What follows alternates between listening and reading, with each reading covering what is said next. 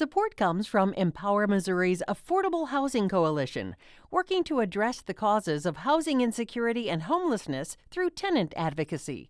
Information at empowermissouri.org/housing. From St. Louis Public Radio.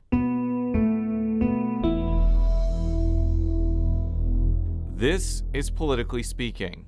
Republican Rick Heidner has made a name for himself in Illinois, not in politics, but in business. Heidner has been a real estate developer, video gambling mogul, and he owns a gas station chain and fuel company. He made his entrance into the GOP primary and the governor's race late last fall. He made his decision after determining the existing candidates didn't have a path to beating incumbent Democrat J.B. Pritzker in November.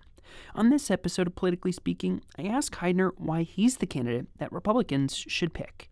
Let's hit the music. This is the Politically Speaking podcast, an in-depth examination of Missouri and Illinois politics. The instant we got to Illinois, we joined the Green Party. This was 2000. So I've tried to push for those that I think are honest and really care about the future of the city. You know, this wasn't a path that I thought I would choose in 2012 when I was able to win the closest Republican victory in the nation.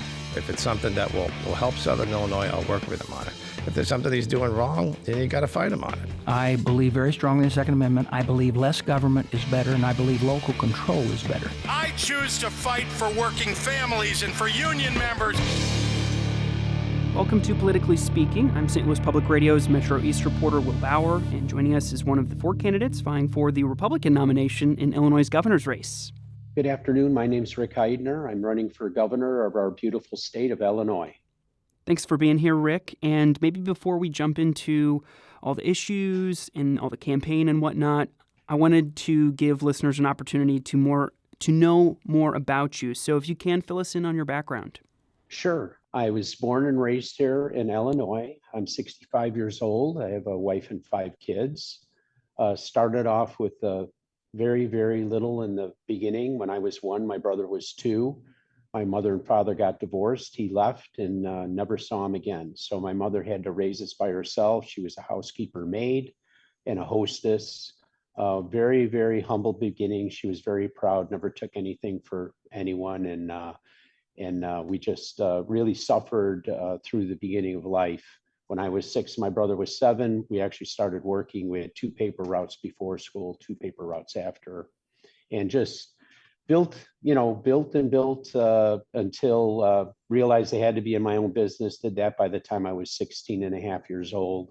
Today, we have about 800 employees for our 4 major businesses in our family, about 280 buildings in 12 states, about 800 tenants, in Ricky Rocket's fuel company and some other things. So really from nothing, I'm the American dream. That's what I'd like you to know. And maybe just a little funny coincidence. I was noticing, so one of your companies is Prairie State Energy, but just to be clear, this is not the same Prairie State Energy that would own the coal plant in Washington County, not far from here, correct? That is correct. It's a fuel distribution company, and we have about 90 locations that we deliver fuel to. I had to read that one twice because I was like, wait, the coal plant's municipally owned. How in the world? But just same name, I suppose. Coincidence. All right. Well, why did you want to throw your hat in the ring and run for governor? So I never had any aspirations at all of going into politics. I've always had to deal with politics being in all the businesses that I have throughout the state of Illinois.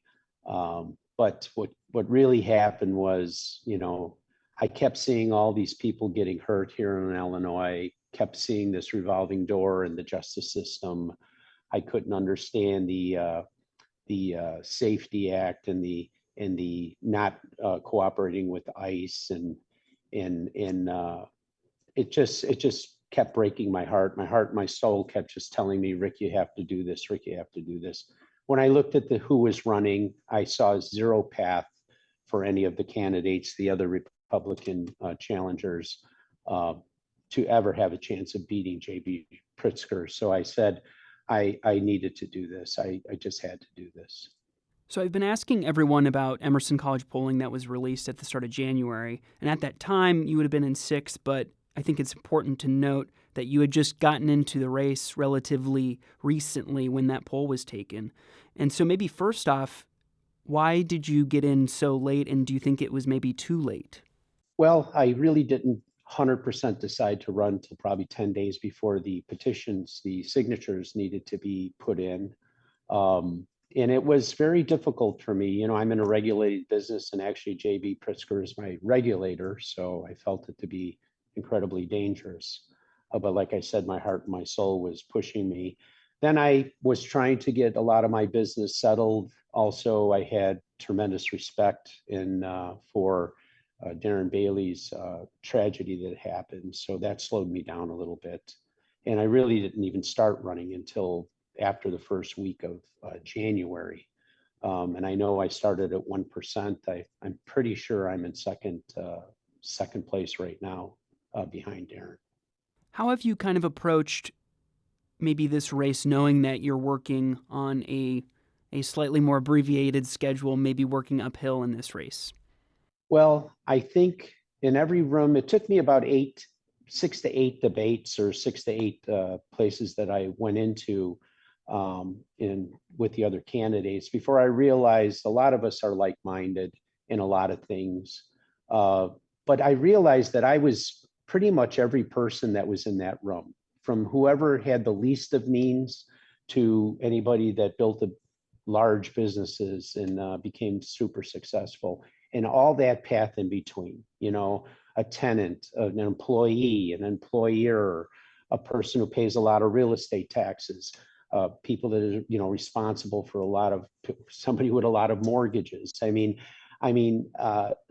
So I really feel that people understand me very, very well. I also know that the state of Illinois is a business. It's a business that's been totally run into the ground. And I'm a businessman. I saw what the president has done with the United States, with a beautiful America. I'm running it as a business now. And, you know, I know that I could do the same thing. Instead of us being a state of constantly how much we can take from you and take from you and take from you, I want to make the state into a state that where you can make and make and make money, which obviously just resonates more tax dollars without increasing any taxes. We'll actually be able to lower taxes. So you said part of your calculation in making the decision to run was determining that the other three candidates in the Republican primary didn't have a path to success against Pritzker. So maybe what's different about you that you think you could win a statewide contest in Illinois? And also, it's a midterm election, and the party in power tends to struggle in midterm elections. So once again, you know, it's the business part of it. Yes.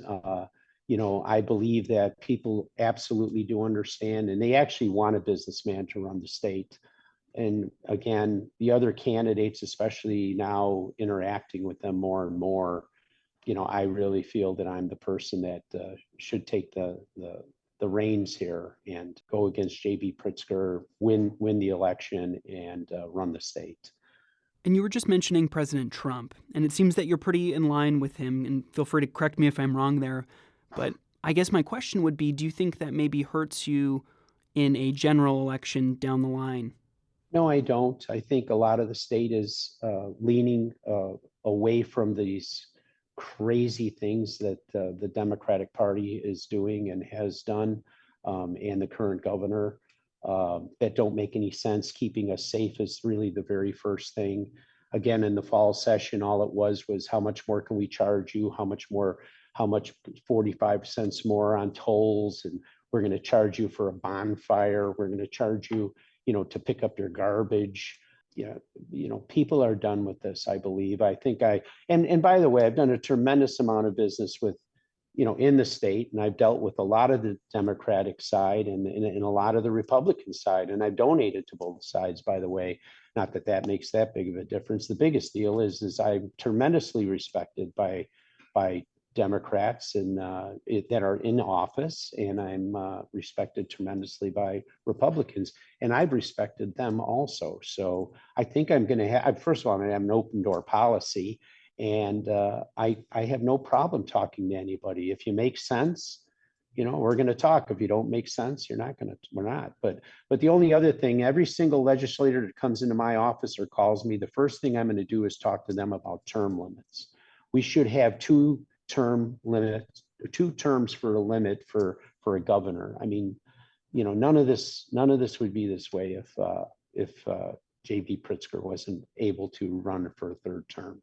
And you mentioned the donations to the Democratic Party, and maybe this is a symptom of the state of politics in 2026, but Ted Dabrowski has criticized you for previous donations to Chicago area Democrats in previous election cycles. So what would you say maybe to those primary voters who see that and think, what in the world? How could you support a Democrat? Well, first of all, again, I do a tremendous amount of business here, and I've always been a people person. And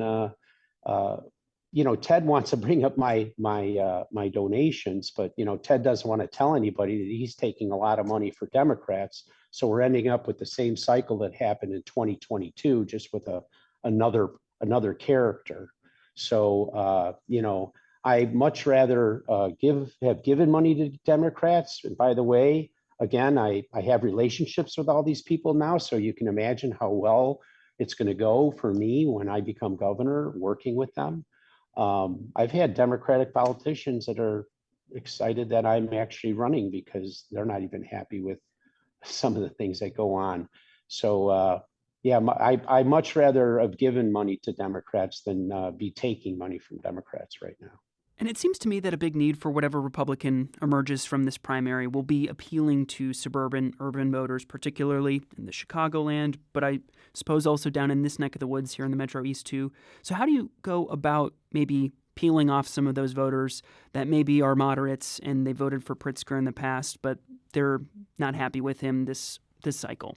So if you're talking about more of Southern Illinois, is that what you're talking about? Yeah, or, I mean, yes, that's a good point that Southern Illinois suburban voters may have different values than Chicago suburban voters, but either or. So, I don't know if you know the history, but I was a big supporter of the racetrack industry. I was doing a huge project in Tinley Park that was going to reignite the entire horse racing industry in the state of Illinois, especially for the harness racing community. I'm in the fuel business, so I understand the farming, especially with the corn for the fuel industry. I understand about energy with the coal industry.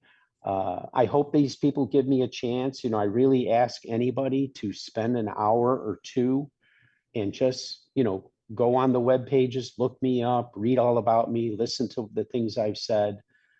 Just for whatever amount of time. This is such a huge election. I think we're only one or two voting cycles away from being New York City if we're not careful. So please, once again, I'm 100% sure that I'm the candidate that can beat J.B. Pritzker. So a vote for me at least gives us a chance. You were just mentioning a moment ago how maybe one of your first conversations with Democrats, if you're elected to the governorship, would be about term limits. And I'm envisioning a scenario, right, if you do win, you're going to be working with Democratic supermajorities in Springfield. So from a philosophical standpoint, how else do you kind of approach that relationship with your party being in the minority, super minority? Right. So I don't believe I'm in the super minority. I think I'm going to be in a very, very good spot because, again, I've worked with a lot of these people already, especially being in the businesses that I've been. I've worked downstate. I've met a lot of the politicians down in Springfield with my gaming industry. I've also worked with a tremendous amount of aldermen and things in Chicago. I built a lot of buildings all throughout the state, mostly up north here, but again, they understand me and they respect me, and I'm going to get along very well with them. Which really, if you think about it, when we talk about one of the other opponents, we'll say Ted Dombrowski, for an example, all he talks about is how he would never do this and never do that and never participate with the Democrat. Well, good luck in this state, my friend. Good luck in this state because you have zero chance with that attitude. Well, let's talk about maybe some of the things that you would do if you were elected.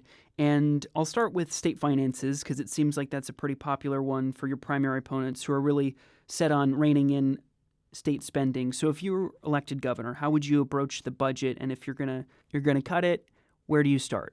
So, when J.B. Pritzker came into office, we were at $37 to $38 billion in the budget. Now we're at $55-56 billion.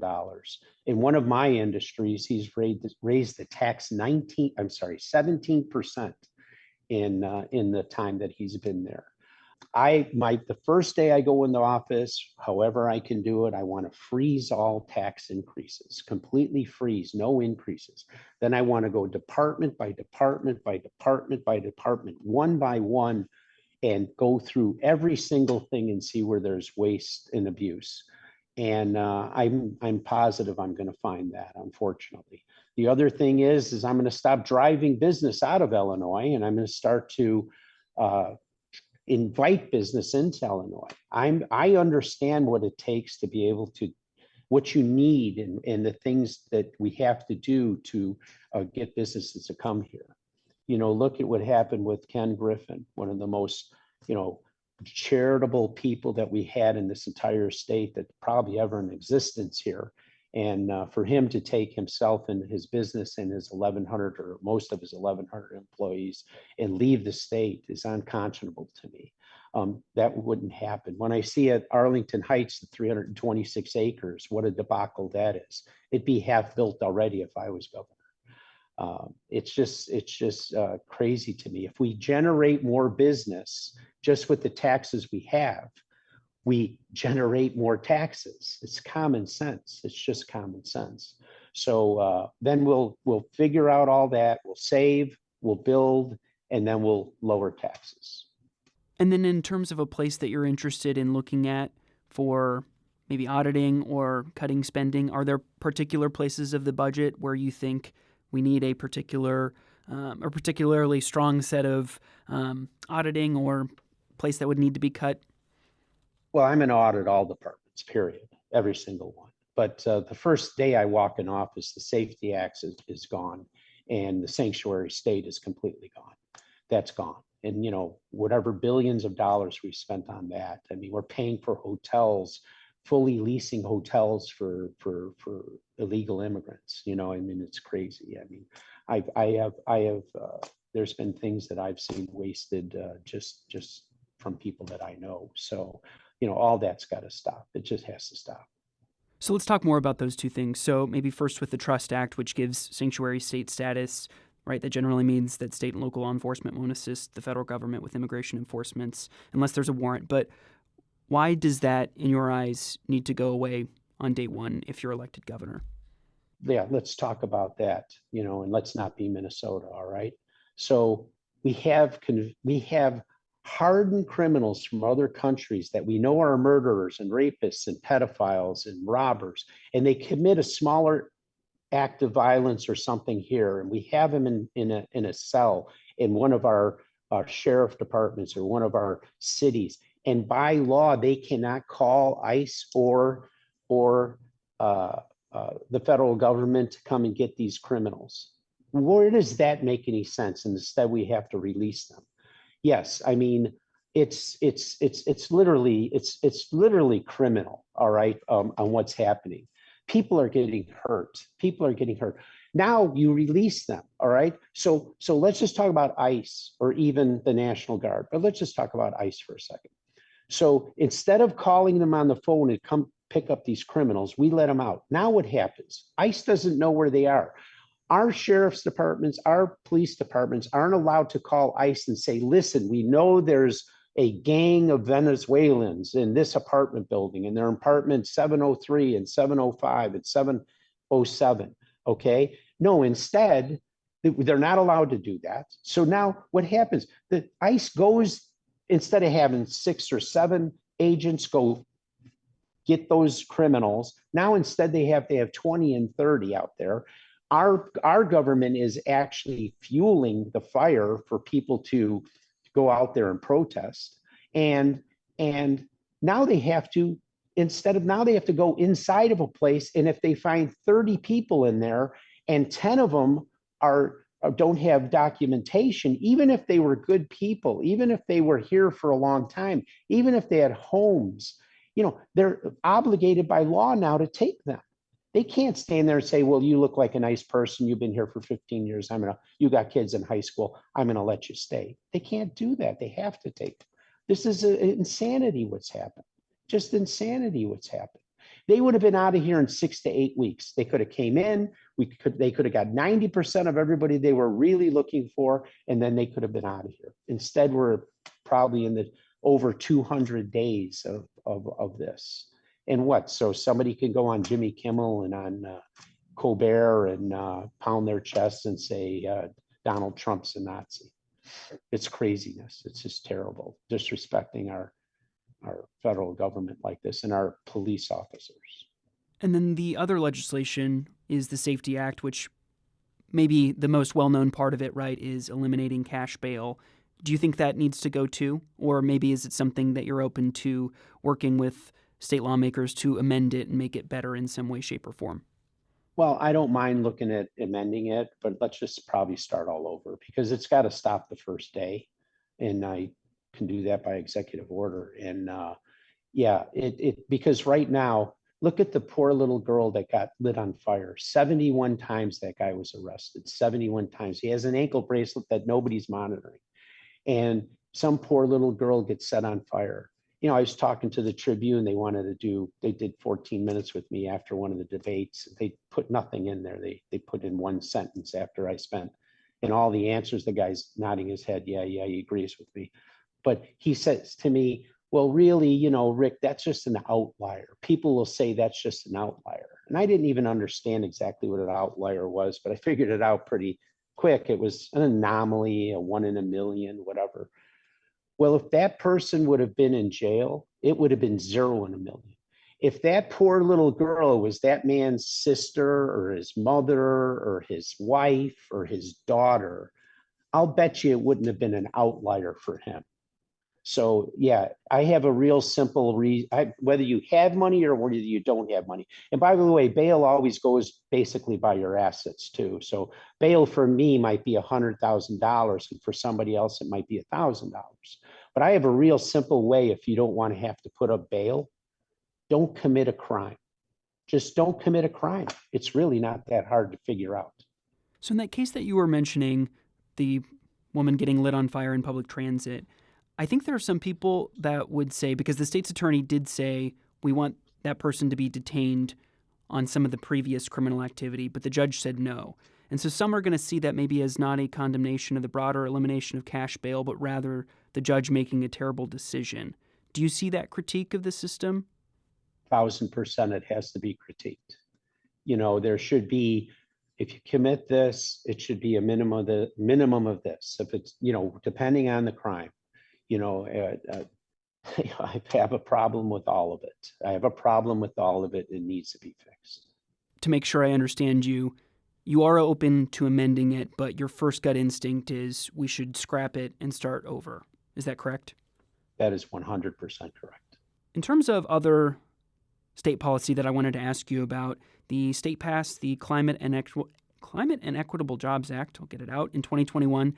And basically, this phases out fossil fuels for renewable energy. What do you make of that legislation?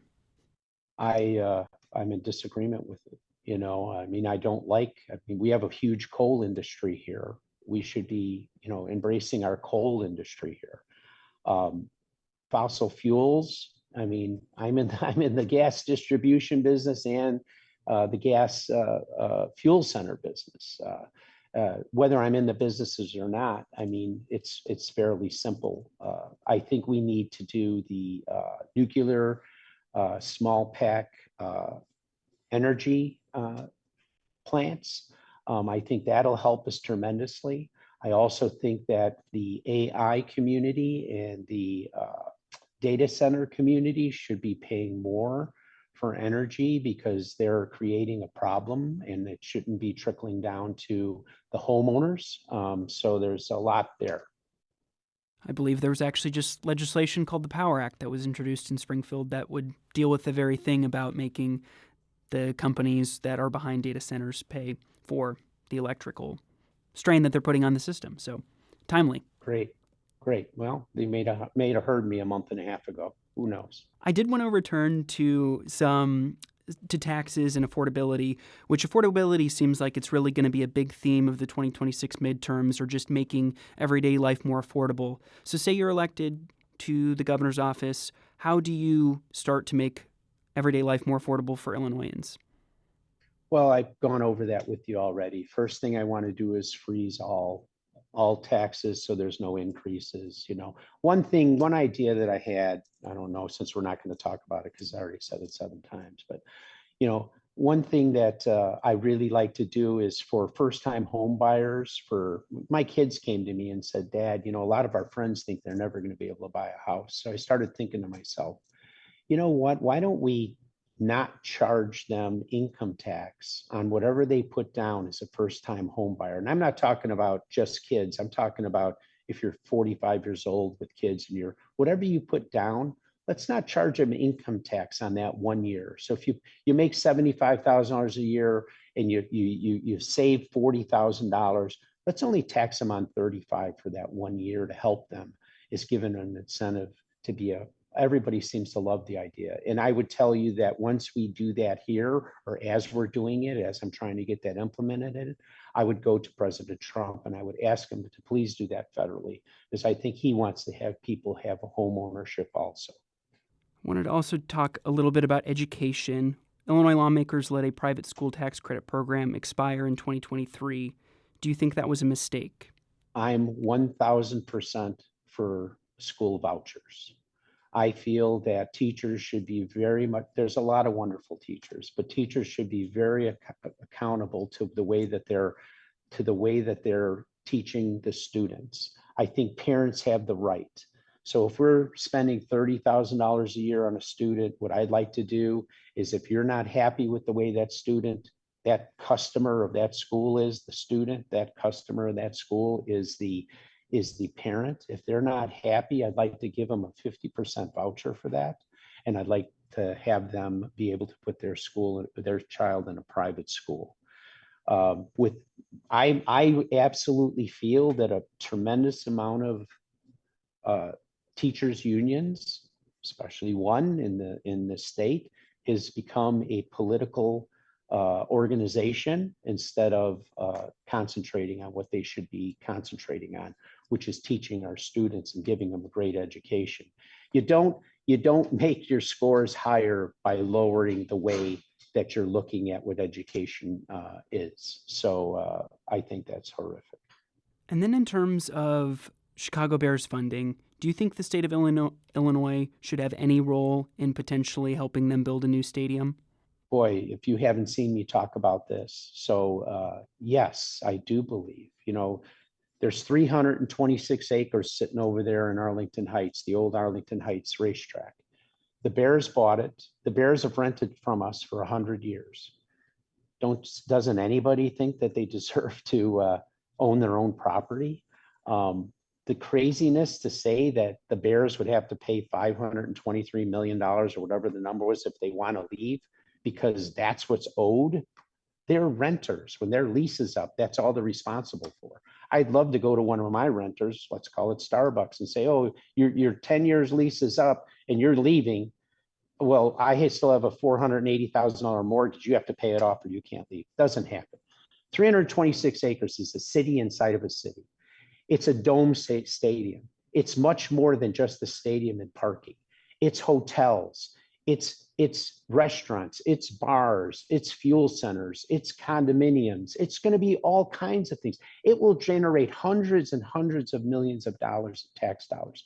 All they've ever asked for is help with the infrastructure money. And it's a lot of money, okay? But what's better? Now we may lose the Bears to Indiana. It's not even a zero if we lose them. Now it's a huge negative. We get the 326 acres developed, we're going to have plus, plus, plus. And if the Bears leave, we're not at zero, we're at minus, minus, minus. Where's the business sense of all of that? They bought it in 2023. If I was governor, it'd be half built right now. Now, all of a sudden, now we're competing. Now we're running back to the table. Now we're agreeing to some things. Why? Why? Who couldn't figure out that this was the right thing to do anyway? Who couldn't figure this out? The answer is yes. Infrastructure money for sure. Making sure that their real estate taxes aren't insane. Yeah. I mean, go to every other stadium in the country, take the highest tax on any one, just charge them that. It'll be 10% of what they're threatening them with. So given that you're a business developer, right, and you do these kinds of deals in real estate all the time, in terms of the infrastructure, how do you go about that? Is it property tax incentives like it would be for a TIF district? Is it sales tax and revenue bonds, starter bonds? How do you think would be the best way to go about it? You could look at all of it. It doesn't matter. Get to the number that they need and back into how you get it to them. Okay. And then look at what you're going to generate. Okay. And then you can figure it out. It's simple math. That's the only gift that the dear Lord gave me more than anything. He gave me the gift of figuring these things out very quickly. Let's go to Midlothian, just please, if you don't mind, a couple minutes. 6 acres empty on the corner of 147th and Cicero. 15 acres next to it completely empty, owned by the city. I go there, I say, I want to build the Ricky Rockets Fuel Center. I can generate 100 jobs. I can generate all kinds of tax dollars, sales tax dollars, real estate tax dollars. It's blighted, it's weeds, it's an old car dealership crushed to the ground. I needed $3 million. I'm going to generate the money. They didn't write me a check for it. I'm going to get the $3 million over 20 years. And now look what's there. And the second I decided to do the 6 acres and I made the deal, they sold the 15 acres. Go over there. It's completely flourishing now. The other one is in Kankakee on 57 and 17th Street. West of 57, it's all developed. East, not developed, right? A Kmart, 11 years vacant. The roof caved inside of the Kmart. I go there, the 11 acres. I tell them I need a little incentive and go look at it. And I spent $24 million there. Beautiful Ricky Rockets Fuel Center, Wendy's, a cannabis store, 100 truck parking, and some other tenants there. It's thriving now. And now what's happening? Call the mayor of Kankakee. He's getting development on the east side. It's simple, my friend. It's just so simple. If somebody could just stop worrying about destroying things and start concentrating on building something. So closing message here, why are you the right choice for the Republican Party in this primary? Well, I'm the right candidate. I'm the right candidate to go against J.B. Pritzker because trust me, he doesn't want to run against me. That's number one. Number two, I'm going to resonate all kinds of business. I'm going to bring him back to Illinois. We should be Florida. When people are leaving New York right now, and they're, if you were leaving New York because of what's happening there, wouldn't you come to Chicago because of what we have is the same? Beautiful lakefront, beautiful high rises, beautiful condos. They're not even considering here. They're flying right over the top of us and going to Texas, or they're flying south to Florida. Why can't we be Florida? We should be Florida. Florida's almost full. We should be Florida. This is what I'm going to do. I'm the right candidate because I have the right brain. I have the right, I took a nickel and I made it into what I've made it into. And I create my 800 people that work for me, besides the tens and tens and tens of thousands of jobs that don't work for me, but work where I built, work where I built. Those businesses hire people. Those businesses pay taxes. Those businesses are flourishing. I'm the right person. Believe me, I wouldn't have done this if I didn't believe that 1,000,000%. And if there are people out there that are curious about you or your campaign and want to learn more, where can they do that, Rick? You can go to rickforillinois.com and I say, please spend the time. There's a 5.5-minute video on me that American Dream did like 4 or 5 years ago. There's a magazine article that the Barrington, Quintessential Barrington, did on me and my family, the American Dream, it's called there too, because I am the American Dream. But there's also all kinds of things you can read and see and watch me speak. Please spend the time. This is such an important election. I don't want 4 more years of J.B. Pritzker. If you don't resonate to me, I'm afraid that's what's going to happen. Rick, thank you for the time. No, thank you very much. I'm very, very appreciative of you doing this. So thank you. Rick is the fourth Republican running in the governor's race that we've spoken to. If you missed any others, feel free to check them out at stlpr.org or wherever you get your podcasts. Politically Speaking is a product of St. Louis Public Radio, a listener-supported service of the University of Missouri St. Louis. Until next time, so long.